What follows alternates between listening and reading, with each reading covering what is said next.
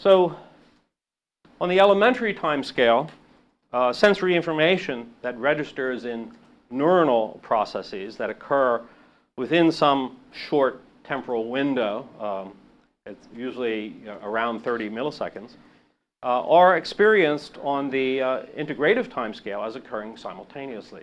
They might in fact be successive, right? And you find this, say, in differences between auditory and visual processing, right? So visual, I think, is much faster than auditory.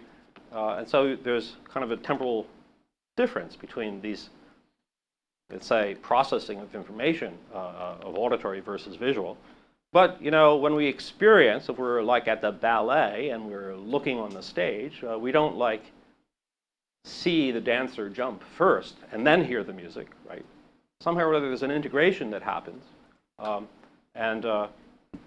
There's got to be some processes there in the brain that allow for that integration and a kind of smoothing out, let's say, of these differences from the different sense modalities.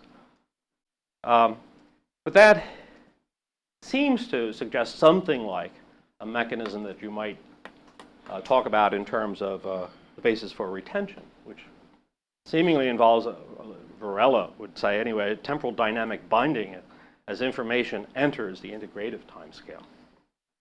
Patrick Haggard has done work on intentional binding in the case of action, which I think would kind of go along with this sort of thing as well.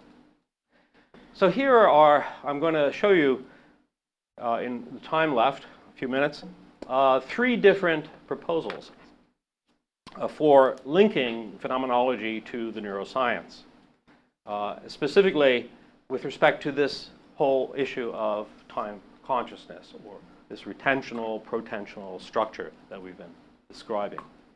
So the first one, it comes from Francisco Varela, who develops a kind of dynamic model of oscillatory synchrony. So he wants to talk about phase locking of neuronal assemblies, which generate, at the integrative time scale, a dynamically unstable synchronization, which constantly and then successively gives rise to new assemblies. He suggests that these neural events underwrite both the unity of the now phase of consciousness in that model, the phenomenological model, and then the continuous flow. So Husserl also describes the idea that this is like a flow. William James does that too, the flow of consciousness. So these momentary abstractions that we use to analyze it really are just part of a flowing process. But it's a process that is organized in a certain sense. In the now phase, or what we would say the species present, we experience certain elementary units as simultaneous that are not strictly simultaneous, a kind of retention of the past into the present, what we've just talked about before. It's not clear, however, how this model would deal with something like protension, and Varela doesn't really give us a good account of that. Another account is provided by Rick Grush, which is based on his work on perceptual and motor forward models that are involved in estimating the trajectory of movement, either perceived movement or movement of my own body in terms of action. So he would argue that the system maintains at each moment an estimate of the trajectory of its own processes over a short temporal interval. And he's thinking of about 100 milliseconds in the past and 100 milliseconds of anticipated future. So he's describing something like a process in these kind of motor control and perception, trajectory estimates and so forth, that at least operate on this elementary time scale. He writes, the human perceptual system is maintaining at any moment a representation not just of the state of the perceived domain of that instant, but rather of a temporal interval about 100 milliseconds of the domain's just past behavior. And he suggests there's evidence for this just in the fact that we can perceive movement motion. Right? It must mean something like this is happening. He cites experiments on apparent motion, where you have a sequence of two flashes in close spatial temporal proximity, and suddenly what you see is a moving dot rather than two flashes of two dots. I don't know if you're familiar with the cutaneous rabbit experiment, which is a kind of tactile version of that, where you stimulate spots on your arm, and the way you perceive it is it's like a rabbit hopping up your arm, or the metaphor they use, rather than just simultaneous stimuli.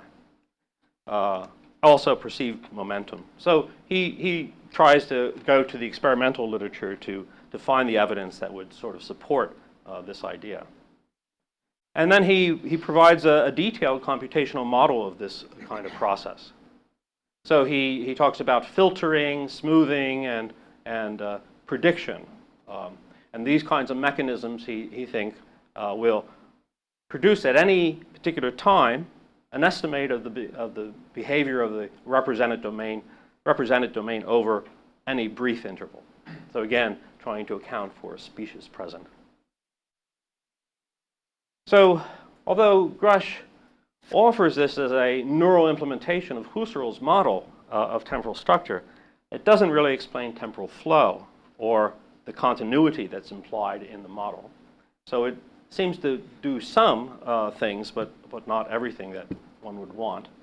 And also the idea that it's just a few hundred milliseconds seems to still be operating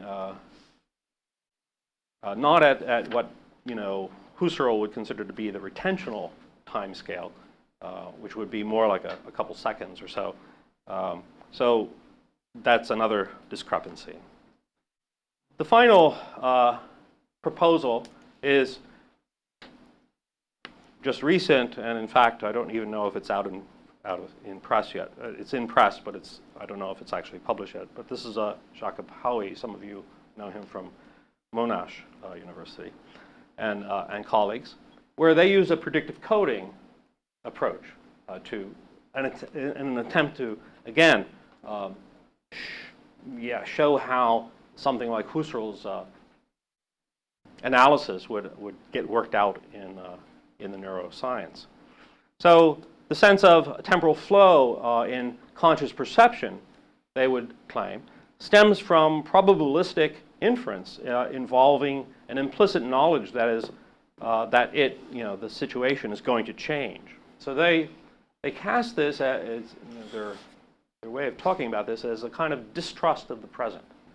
That is to say, based on prior experience, we know that things are not going to remain the same, and so we have a kind of distrust. And we're then in the predictive coding model, we're kind of predicting this constantly, what's going to happen, and then looking for prediction errors and so forth. So they use a Bayesian predictive coding model in order to sort of explain this subjective flow. And they say the window of the species present moves forward because the system expects change and therefore downregulates the current input. So it's always kind of anticipating in a sense. So by appealing to a cortical hierarchy where higher levels represent patterns in the input that occur over longer time scales, the model is also meant to explain variations in the subjective flow of consciousness. The fact that sometimes time seems to drag on, right, just before lunch, and so forth, or when you're bored, or time speeds up, and so forth. If we want to try to explain that, how the flow of consciousness modulates in these different situations, they think they can do this by this appeal to the kind of hierarchical notion in predictive coding. So predictions of change happen at different levels of the hierarchy, and this is governed by some degree of equilibrium between the ongoing dynamics of incoming sensory input and top-down predictions. So the degree of hierarchical engagement relates to kind of global versus local processing differences, and again to differences in the sense of the temporal flow, modulating in some way the expectation of change degrees of distrusting or trusting the present, that type of thing. This is all pretty theoretical, right? These are, let's say, models that one would then have to go and take a look at what's actually going on in the brain. But this is these are at least three ways of trying to cash out the kind of phenomenology that Husserl describes. So I don't know if any of them work. They don't work perfectly in any case with respect to Husserl's model. They do some work. So here's, again, a question. Then assuming, just for the sake of argument, assuming that a phenomenology of the temporality of consciousness involves this kind of retention, primal impression, protension structure or flow, how can the neuroscience of that structure be modeled, be best modeled? All right? Whether it's Hoey or Grush or Varela or these different approaches that one might try to work out in terms of getting a model that could be cashed out neurologically. I'm not sure what the answer to that is. Seems like each model covers some of it, but not all of it. I don't know if you can combine these models and get a fuller sense. Okay, maybe I should just stop for questions. I have a question. Sorry, I didn't understand the last part. What is the problem with that sort of modeling? Oh yeah, okay. The problem there.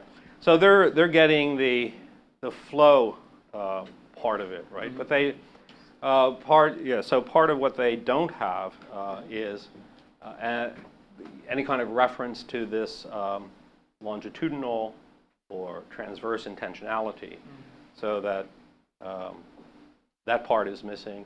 And I think they really are emphasizing the kind of anticipatory aspect, right, and not having much to say about the retentional. Although they can probably deal with that in terms of the prior experience. Maybe likelihood, you mean? Huh? Maybe likelihood, but what something happened, then we construct what's going to happen with the maybe Bayesian approach. Yeah. Right? Yeah. But the point is the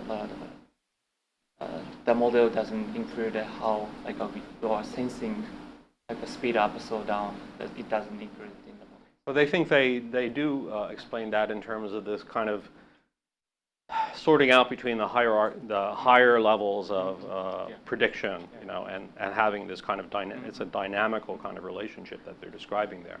And they think they can sort that, what happens. And actually what they look at is autism as a case of maybe where it's just going to happen differently. That the balance between the higher types of inferences and the lower, closer to the sensory experience, is going to be different in autism, and they'll have a different temporal experience, and that's what they argue. Which can explain, they're trying to explain difficulties in central coherence that has been proposed as one of the difficulties in autism. Okay, so I think am I out of time? No, you have 2 or 3 minutes. So okay. If there are other questions, then please go ahead. Yeah? Can I ask you something? Is there any easy way of mapping a notion of attention onto the reflective-reflective distinction, or is it not? Or it's not that obvious how attention is in that division? So could we say that reflection is just attention, paying attention? Well, reflection is a certain kind of attention to something, right? But we can be attending perceptually to something, and that I don't think that does anything with respect to the pre-reflective awareness. Although, again, somebody like Dreyfus might argue that if we attend and are so into it, into what we're doing, that pre-reflective self-awareness might retreat a bit and become even more recessive. He thinks it just disappears entirely. And there's no self-awareness when we are totally engaged in some kind of activity.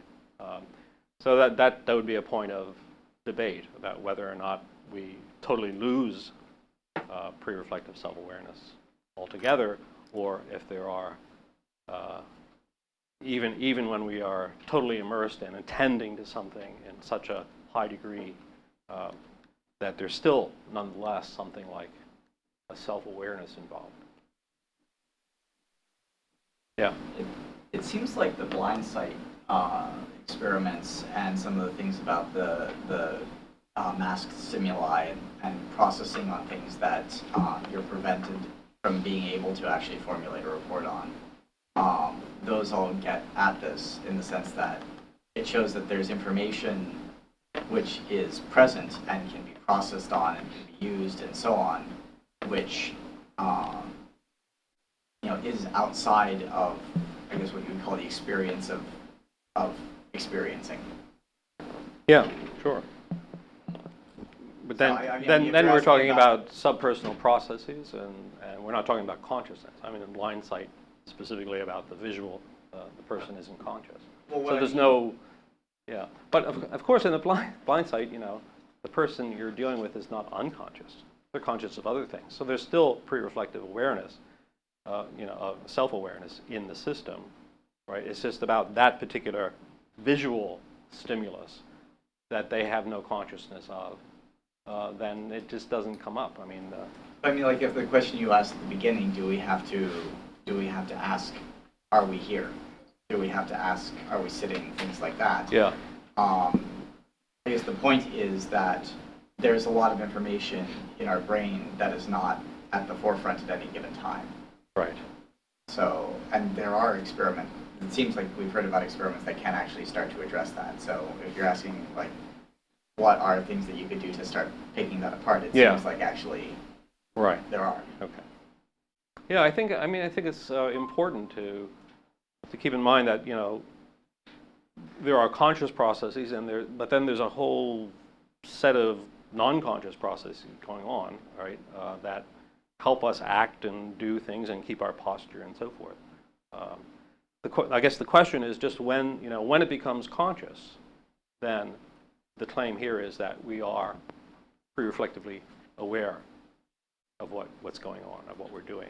Maybe this is a good place to stop. We also have another full hour from 5 to 6 to talk with Shaun, and we have our breakout groups courses. Okay. Yeah. Thank you very much. Okay. Thank you.